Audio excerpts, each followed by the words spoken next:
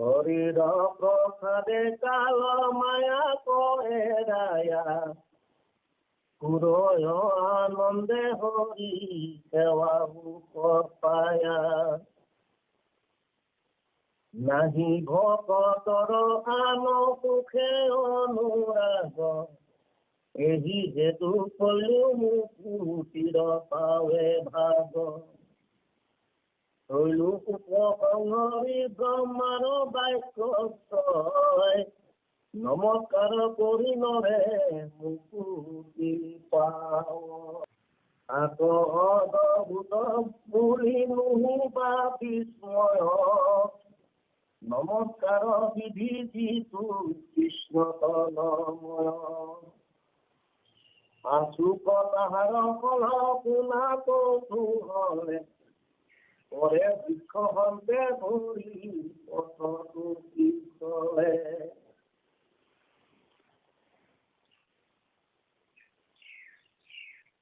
জ্বরে তাপে চিরা পরে হামতে হামি তুলে এতেকে সময়ে নমু হরি তুলে নমস্কার করু জ্ঞান নাহি কে মনত তথাপি মুকুত হুয়ে মহত পাপ বন্দন বিৰচনৰ যোৱা পাছলৈকে ব্ৰহ্মাদেৱে তেওঁ কৃষ্ণ স্তুতি কৰোঁতে বিশেষকৈ যেতিয়া বৃন্দাবনত তেওঁ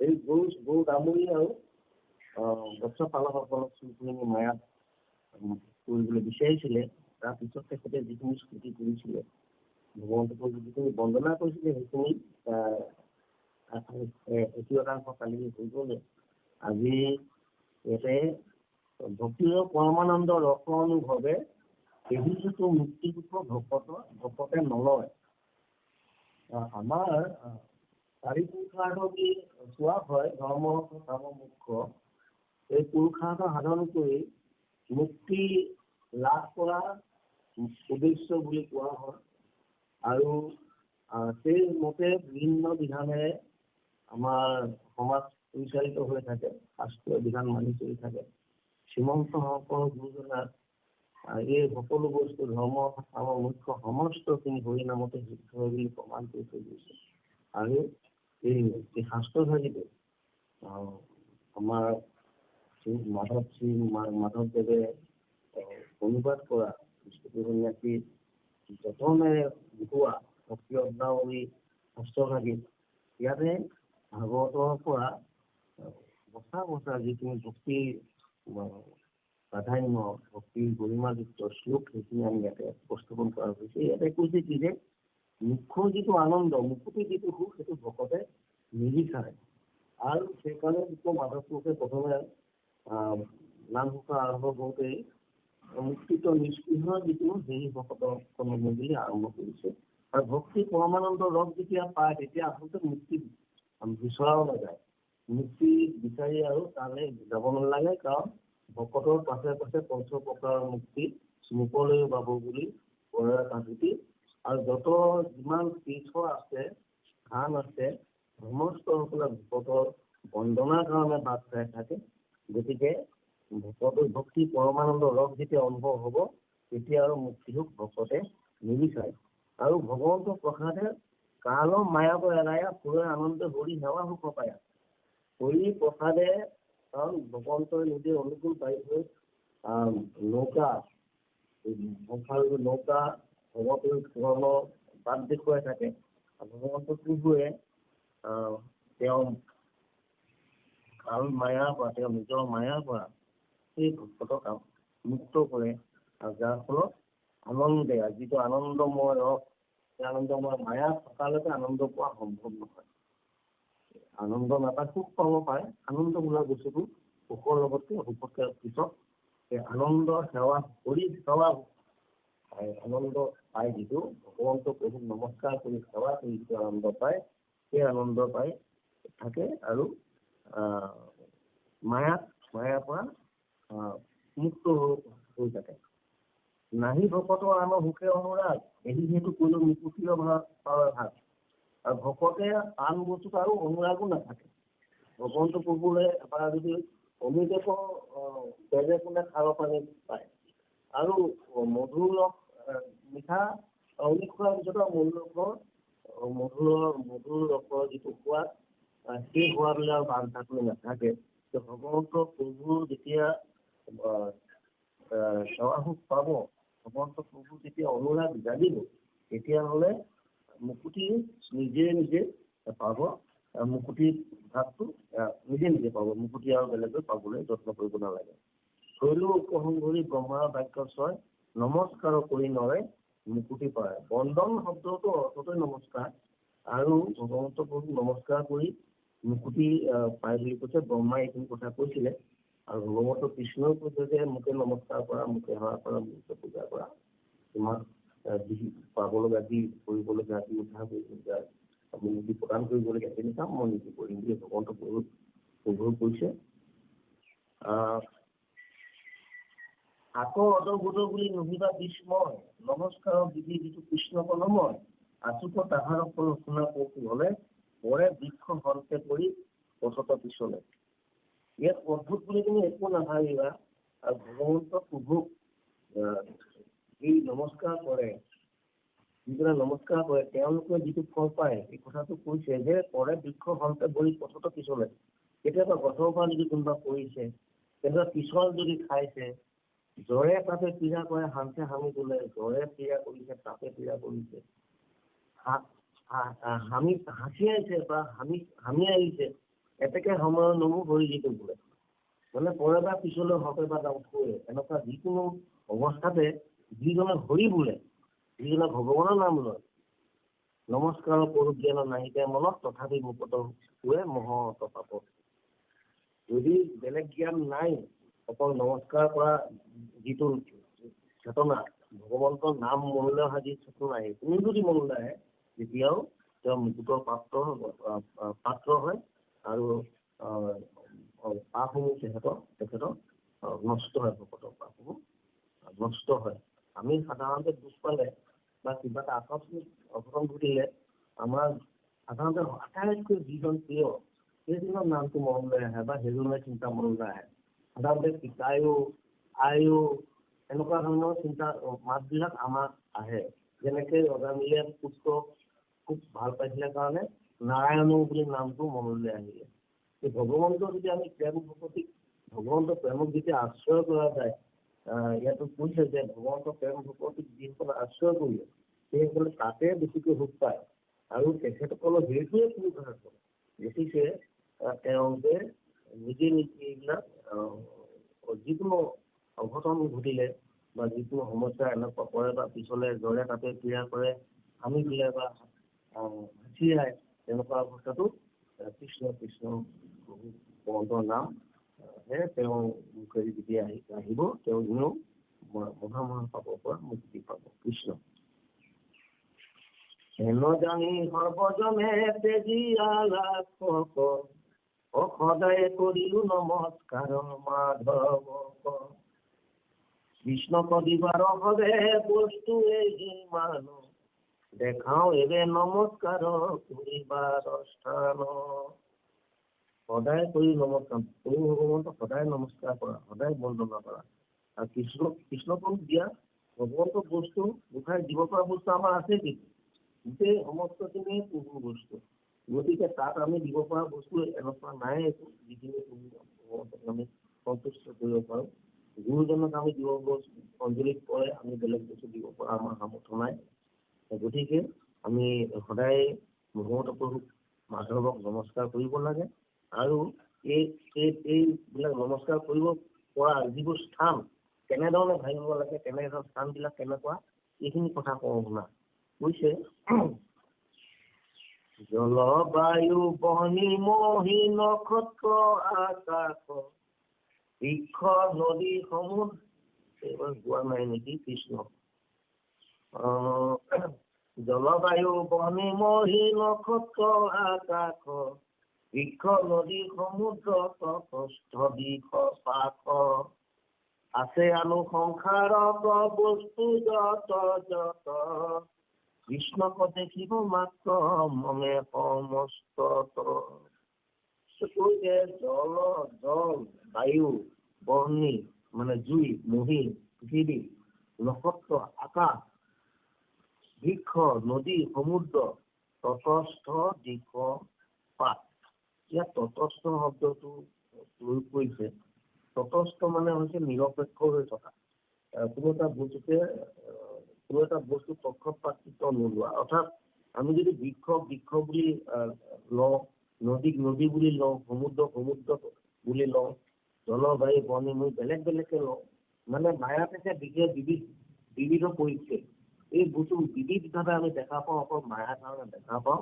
আৰু যদি আমি তটস্থভাৱে সাক্ষীভাৱে বস্তুবোৰ লক্ষ্য কৰা যায়, তেতিয়াহ'লে এই বস্তুখিনি সমস্ততে কি হ'ব বুলি কৈছে, আছে সংসাৰত বস্তু যত যত, কৃষ্ণক দেখিব মাত্ৰ মনে সমস্ত।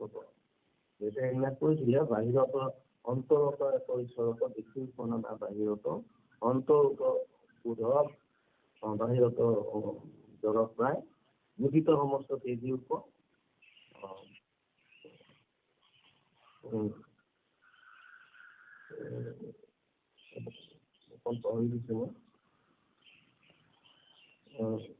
বাহিৰত সংগ দেখায় সি মনে ৰাম ৰূপত ফুৰা বেড়ায়।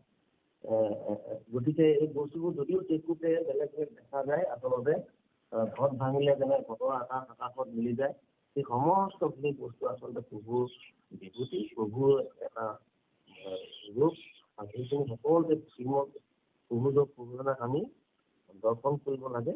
আৰু সেই বুদ্ধিয়ে আমি বস্তু লবলৈ কৃষ্ণক দেখিব মাত্ৰ সমস্ত মনে হৈছে সমস্ত কৃষ্ণক দেখি পেলাই আমি নমস্কাৰ কৰিবলৈ কৈছে। আৰু কেনেধৰণে কৰিবলৈ কৈছে, এই সকলো বস্তুতে প্ৰভুক লক্ষ্য কৰি, তেখেতক অনুমান কৰি, তেখেতৰ বিভূতি বুলি, তেখেতে ভগৱন্ত প্ৰভু বুলি মানি কৰিবলৈ কৈছে। সমস্ত বস্তুতে বিষ্ণু বুদ্ধি নাযাবে তাই বাক্য মানে অভ্যাস যায়। বিষ্ণুৰ সমস্ত জগতে ব্যাপী আছো ধৰি সভাটো মানিব পাৰি, বিষ্ণু বুদ্ধি কৰি সমস্ত বস্তুকে ভগৱন্ত যেন দেখি গৈয়ে আমাক পৰামৰ্শ কৃষ্ণ। শৰীৰইটো হেন বুদ্ধি কৰি, সবাহকে নমস্কাৰ কৰিব সাদৰি, এতেকে কৃতাৰ্থ কৃষ্ণে কৰিব সম্প্ৰতি, অনমস্কাৰ বিৰচন ভৈল সমাপতি। হৰি ৰাম ৰাম। গতিকে হৰি মানে প্ৰভুজনাৰ গোসাঁই শৰীৰ, এইটো শৰীৰ বুলি দেহা, মানে তেখেতৰ দেহা বুলি, ভগৱানৰ দেহা বুলি, এই সমস্ত বস্তুকে ভগৱন্তৰ দেহা বুলি ভাবি এনেকুৱা বুদ্ধি কৰি সকলোকে আদৰে নমস্কাৰ কৰিব। আৰু এইখিনি কৰিলে ভগৱন্ত প্ৰভু কৃষ্ণই আমাক কৃতাৰ্থ কৰিব। আৰু এইখিনিকে কৈ নমস্কাৰ বিলোচন সমাপতি কৰা হৈছে। বিশেষকৈ গোটেই কথাখিনি সুন্দৰকে কৈছে, ব্ৰহ্মাৰ বাক্য। তাৰমানে সেই ব্ৰহ্মাই যেতিয়া তাৰমানে হেৰিলৈ আহিছিলে, কৃষ্ণক পৰীক্ষা কৰিবলৈ আহিছিলে, আৰু তেতিয়া সেই ব্ৰহ্ম মোহনৰ পদো হেৰিয়াও সুন্দৰকৈ মাতিছে, সুন্দৰকৈ কৈছে, মুকুতি ৰসকোচৰ তোমাৰ ভকুতি। অৰ্থাৎ মুকুতি কৰিব নালাগে, ভকুতি কৰিলে মুকুতি পিছে পিছে গৈ থাকে। তাক এৰি জ্ঞানৰ পথে যিটো কৰে ৰতি, লেশমাত্ৰ পাওঁ এইটো নিষ্ফল প্ৰয়াস। বাহানে পতানো যেন তণ্ডুলোক আস বুলি ব্ৰহ্মাই ভাগৱতত সেইদৰে কৃষ্ণক স্তুতি কৰিছে। আৰু সেই ব্ৰহ্মাৰ সেই কথাখিনিকে ইয়াত অলপ ইফাল সিফাল কৰি আমাক দেখুৱাই দিছে কথাটো, যে ইয়াত যেনিবা নমস্কাৰ কৰি নৰে মুকুতি পায়। অৰ্থাৎ এই বাকীবোৰত বহুত প্ৰয়াস লাগে, আৰু মুকুতি ভকতে নিবিচাৰে এই কাৰণে, কাৰণ ভকতি কৰিলে মুকুতি আহি যায়, সেইটো কথা। আকদভূত বুলি নহিবা বিস্ময়, নমস্কাৰ বিধি যেন কৃষ্ণক নময়, আশোক তাহাৰ ফল শুনা কৌতুহলে, পৰে বৃক্ষ হন্তে হৰি পথত পিছলে। এইটো সুন্দৰকে ব্যাখ্যা কৰিছে তেওঁ, যে এই নমস্কাৰ কেনেকে কৰিব, তাৰ অন্য বিধি নাই। যিকোনো মুহূৰ্ততেই মানুহে তাৰমানে উজুতিতে খালেও কৃষ্ণ বুলি যদি ক'ব পাৰে, পৰে বা পিছলে, পিছল খাওঁতে বৃক্ষৰ হন্তে পৰিব খুজিছে, সেই সময়তো তাৰমানে মানুহে যিকোনো মুহূৰ্ততে ঈশ্বৰৰ নাম ল'ব লাগে।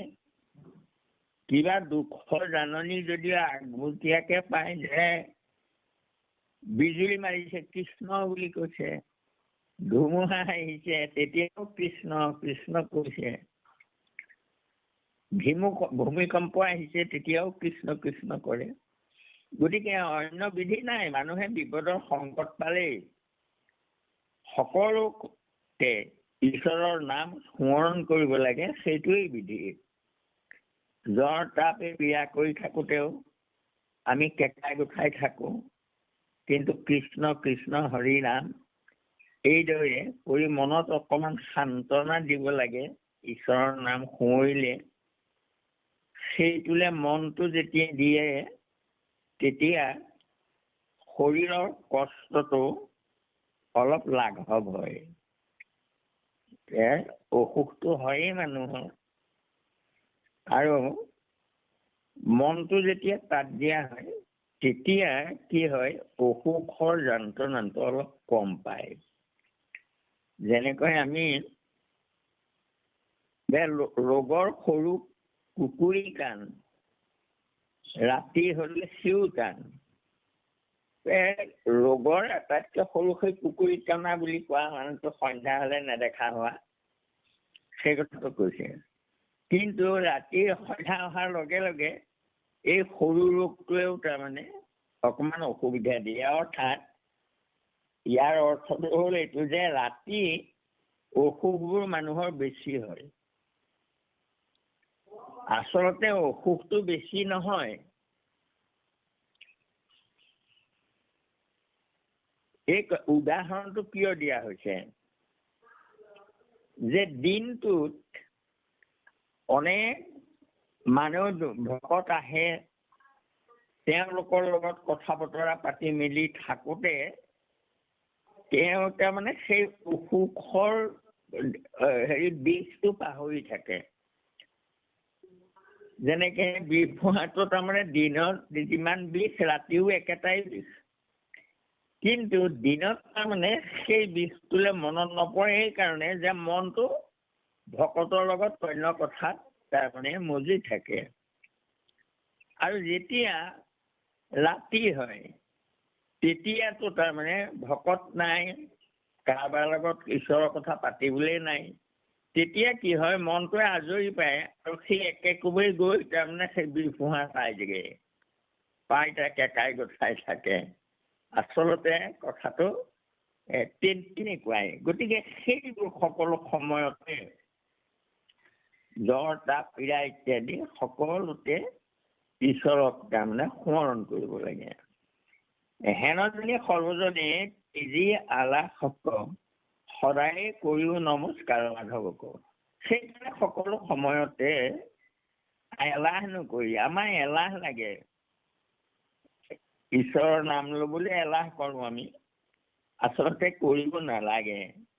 যিকোনো মুহূৰ্ততে নাম লৈ থাকিব লাগে, সেই কথাটোৰ ওপৰতে গুৰুত্ব দিছে। জ্বৰ পীড়া তাপ ইত্যাদি সকলো সময়তে ঈশ্বৰৰ নাম ল'ব লাগে। আৰু কি কৰিব লাগে, বৃক্ষ নদী সমুদ্ৰ তটস্থ দিশ পাশ, জলবায়ু বহনী মহী নক্ষত্ৰ আকাশ, যে এই জল বায়ু বহনী পৃথিৱী নক্ষত্ৰ আকাশ বৃক্ষ নদী সমুদ্ৰ এই তটস্থ অৰ্থাৎ তটস্থ শব্দটোৰ অৰ্থ এনেকুৱা যে যেনেকৈ হেৰিয়াৰ উপকূলটো সাগৰৰ উপকূলটো দেখাৰ লগে লগে আমি বুজি পাম তাৰ কাষতে সমুদ্ৰখন আছে।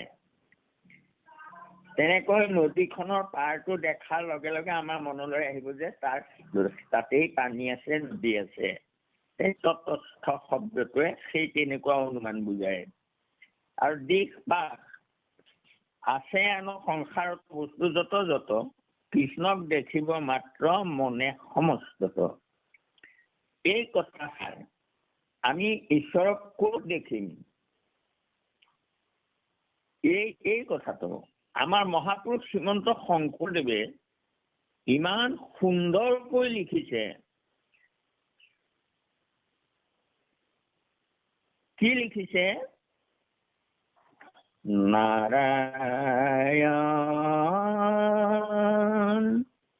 কাহে ভক্তি কৰো তেৰা মেৰি পামৰু মন মাধৱ গণে গণ ধাতুক পাপনাসুৰা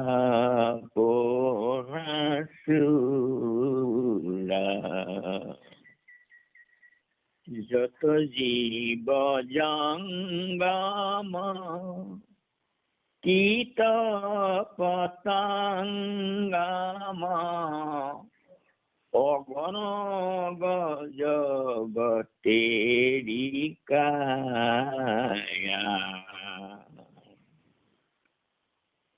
হব কহু মাৰি পুৰত হিউদৰ নাহি কৰত ভূতদায়া। ইমান সুন্দৰ পৰমাৰ্থ। হে প্ৰভু, তোমাক সেৱা কেনেকৈ কৰিম? তোমাৰ ভকতি কেনেকৈ কৰিম? তুমি ক'ত আছা? কাহে ভকতি কৰো তেৰা যত জীৱ জংগম, যিমান জীৱ আছে জংগম আছে, কীট পতংগম কীট পতংগ পৰ্যন্ত, অগণ অগ গমনাগমন কৰিব পৰা বা নোযোৱা গছ গছনিবোৰ ৰৈ থাকে, অগণ অগ জগত জগ অৰ্থাৎ যিবোৰ মাটি ফুটি ওলাই বা জন্মগ্ৰহণ কৰে, সকলোৱে তোমাৰ কায়া অৰ্থাৎ ঈশ্বৰৰ বাহিৰে অন্য একো নাই। কিন্তু সেই সকলোবোৰকে মাৰি পুৰত উহি উদৰ, সেই সকলোতে তোমাৰ কায়া, তোমাক সেৱা কৰিব লাগে সকলোকে দেখি। কিন্তু কি কৰে? তোমাৰ কায়াকে তোমাক মাৰি কাটি খাই পেলাই। গতিকে ভকতি কেনেকৈ কৰিম আৰু? ইমান সুন্দৰ উদাহৰণ এইটো। সকহু মাৰি পুৰত উহি উদৰ নাহি কৰত ভূত দয়া। অৰ্থাৎ এই গোটেই জগততে বিষ্ণু দেখিবলৈ, এই যে এতিয়া কৈ আহিলে কথাটো, এই কথাটো মহাপুৰুষ শংকৰদেৱে তেনেকৈ বৰগীতত প্ৰকাশ কৰিছিলে। ইমান সুন্দৰ তাৎপৰ্য এয়া। এই কথাটো তাৰে এয়া যে বৃক্ষ নদী সমুদ্ৰ তটস্থ দিশ পাশ আছে আনো সংসাৰত যত যত যত কৃষ্ণক দেখিব মাত্ৰ মনে সমস্তত। মনেৰে আমি তাৰমানে সমস্ত জগততে আমি কৃষ্ণক দেখা পাব লাগে। আৰু সেই মনটো আমি স্থিৰ কৰিব লাগে।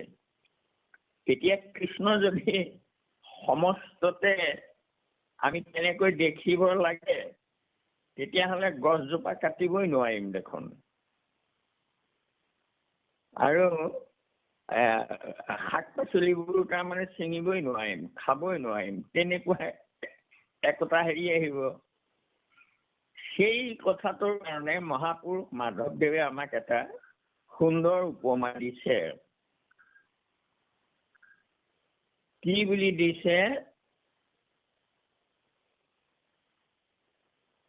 অন্তৰতে এক ঈশ্বৰক দেখিও কনানা বাহিৰত, অন্তৰত বোধ বাহিৰত জৰ প্ৰায়, বুদ্ধিত সমস্তে তেজিও ক, বাহিৰত সংগ দেখায়ো ক, এই ভাবে ৰাম লোকত ফুৰাবে ৰাই। গোটেইবোৰতে ঈশ্বৰে আছে, কিন্তু আমি বাহিৰত সংটো দেখুৱাব লাগে। ইয়াৰ অৰ্থটো এনেকুৱা, যেনেকে নিজৰ ল'ৰা ছোৱালী, আমাৰ শিক্ষক আৰু ছাত্ৰ, এতিয়া আমি জানো যে আমাৰ সকলো ল'ৰা ছোৱালী, আমাৰ নিজৰ সন্তানবোৰো ঈশ্বৰেই, কিন্তু এতিয়া ঈশ্বৰ বুলি ভাবি যদি সন্তানটোক সেৱা কৰি থাকো, তেতিয়াহ'লে সি নষ্ট হৈ যাব। চুত লালনাত বিনশ্যতি। গতিকে বাহিৰত সং দেখুৱাওক, মই তোৰ দেউতাৰ আৰু তই মোৰ ল'ৰা, মোৰ কথা তই শুনিবই লাগিব। বাহিৰত মই শিক্ষক আৰু ছাত্ৰ ছাত্ৰীসকল মোৰ ছাত্ৰ, এই সংগ দেখুৱাওক। নহ'লে যদি বিষ্ণু বুলি ছাত্ৰ ছাত্ৰীক সেৱা কৰিবলৈ যায়, তেতিয়াহ'লে শিক্ষকে শিক্ষকৰ কথা কৰিব পাৰিব জানো? এই কথাটো তাৰমানে এতিয়া আমাক সেই কথাটোকে কৈছে। আমি এই গোটেইখিনিয়ে ঈশ্বৰে, যদি কৃষ্ণ বিনে আমি এতিয়া তেতিয়াহ'লে নাখামহিনে? এইবোৰ সকলোৱেতো ঈশ্বৰ। এতিয়া কি হ'ব? কৃষ্ণ, এই যে গোটেইবোৰ কৃষ্ণ বুলি কৈ দিলে, কৃষ্ণ বিনে জগতত কোনো বস্তু নাই। কৃষ্ণময় দ্ৰব্যেৰ ৰজো কৃষ্ণক সদায়। ব্ৰহ্মাক কৈছিলে এই কথাষাৰ, যে যদি কৃষ্ণ বিনে বস্তু জগতত নাই, ব্ৰহ্মাক তাৰমানে মনুৱে সোধোতে তেতিয়া কৈছিলে যে কৃষ্ণময় দ্ৰব্যেৰ ৰজো কৃষ্ণক সদায়। আমি কৃষ্ণময় দ্ৰব্যকে কৃষ্ণক আৰাধনা কৰোঁ। গতিকে সেইকাৰণে আমি কওঁ যে প্ৰভুৰ সুবৰ্ণ ভাণ্ডাৰৰ দ্ৰব্য, ইয়াকে আমাৰ মোৰ বুলি দিওঁতে থওঁতে অনেকখিনি অপৰাধ হ'ব পাৰে। সেই অপৰাধখিনি মৰিখন কৰি প্ৰভু ভগৱন্তৰ দ্ৰব্য, প্ৰভু ভগৱন্তৰ নিজৰ দ্ৰব্য নিজেই গ্ৰহণ কৰিবৰ কাৰণে অৰ্চন কৰা হৈছে। এই যে আমি অৰ্চনী কৰোঁ, তাত আমি স্বত্বটো ত্যাগ কৰোঁ। কি বুলি? মোৰ নহয় বস্তুটো, আৰু তাকে আমাৰ মোৰ বুলি পেলাই তাৰমানে দিওঁতে থওঁতে অনেক অপৰাধ হ'ব পাৰে। বস্তুটো আমাৰ হ'বই নোৱাৰে, কিন্তু আমাৰ ভাৱত হয়। এয়া মই আনিলো, পইচা দি দোকানৰ পৰা আনিছো, আনিলেও মই পইচা দি আনিছো, মোৰ হৈ গ'ল, এনেকুৱা ভাৱ আমাৰ আহে। গতিকে সেইকাৰণে পাচলিটো আমি হেৰি কৰোঁতে কৃষ্ণৰ নাম উচ্চাৰণ কৰি পেলাই যদি আমি লওঁ, আমাৰ সিদ্ধ মুঠি আমাৰ বহাওঁতে যদি আমি আগত কৃষ্ণত অৰ্পণা কৰি দিওঁ, কৰি পেলাই যদি কৰোঁ, তেতিয়াহ'লে তাৰ সমস্ত দোষৰ পৰা আমি হাত সাৰোঁ। আৰু সেই কথাটোকে মহাপুৰুষ শংকৰদেৱে ইমান সুন্দৰকৈ বৰগীতত কৈ গ'ল। আৰু মহাপুৰুষ মাধৱদেৱে এতিয়া আমাক ইয়াত সুন্দৰকৈ ক'লে, হৰিৰ শৰীৰ ইটো হেন বুদ্ধি কৰি। এই জগতখনিতে ব্যক্তমান হৈ আছে, আৰু হৰি ক'ত নাই এতিয়া। এই চূড়ান্ত ভকতি আমাৰ। সবাহাংকে নমস্কাৰ কৰিবে সাধৰি, সকলোকে সাদৰেৰে মৰমেৰে প্ৰেমেৰে সকলোকে ঈশ্বৰৰ শৰীৰ বুলি ভাবি সকলোকে মৰম কৰিব প্ৰেম কৰিব এতেকে কৃতাৰ্থ কৃষ্ণে কৰিবে সম্প্ৰতি আৰু তেতিয়াই ভগৱন্তই আমাক কৃতাৰ্থ কৰিব অৰ্থাৎ আমি যি কাম কৰিছো তাৰ ফলটো আমাক দিব নমস্কাৰ বিৰোচন ভৈল সমাপতি নমস্কাৰ বিৰোচন ইমানতে সমাপতি কৰা হৈছে কৃষ্ণ মাধৱ মাধৱ মাধৱ সুন্দৰ আমাৰ শইকীয়া বাপে সুন্দৰকৈ পাঠো কৰিছে পাঠ সুন্দৰ হৈছে ব্যাখ্যাও সুন্দৰ হৈছে মই তাতে অকণমান সংযোগ কৰি দিলো আৰু কৃষ্ণ পৰিষ্কাৰ কৰিবৰ কাৰণে কথাটো যে কি নহওক এইখিনি কথা ক'বলৈ যাওঁতেও আমাৰ যদি কোনোবা খিনি অজানিত ভুল হ'ব পাৰে হৈছে তেতিয়া সেইখিনিও আপোনাক মূল্যায়ন কৰিব বুলি আশা কৰিলোঁ